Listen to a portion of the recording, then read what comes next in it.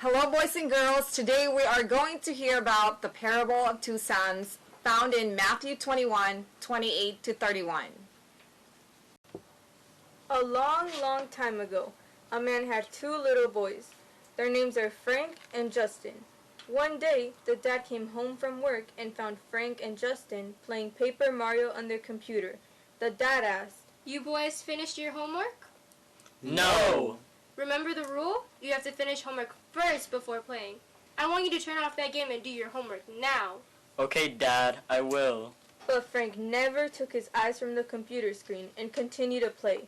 But Justin said, I don't want to do my homework. I want to play. However, a few minutes later, Justin had a change of heart and obeyed his dad. He got up and went up to his room and did his homework. Just like Jesus' story of the two sons, it told us the importance of obedience.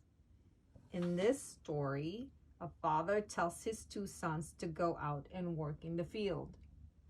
One of them says yes, but never goes out to the field. The other one says no, but eventually changes his mind and gets to work. Jesus asked his followers, which one of the two sons obeyed his father? Was it the one who initially said yes but never did? Or was it the one who said no but had a change of heart? God wants us to know that it is never too late to make the right decision. Just like the second son who told his father no but had a change of heart. Even if we refuse God to follow his instructions, we can still put our faith in God and choose to obey him.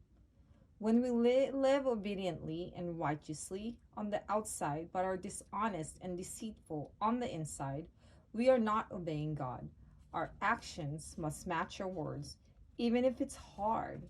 Making the right choices is not always easy, but God promises to guide and support us even when we struggle.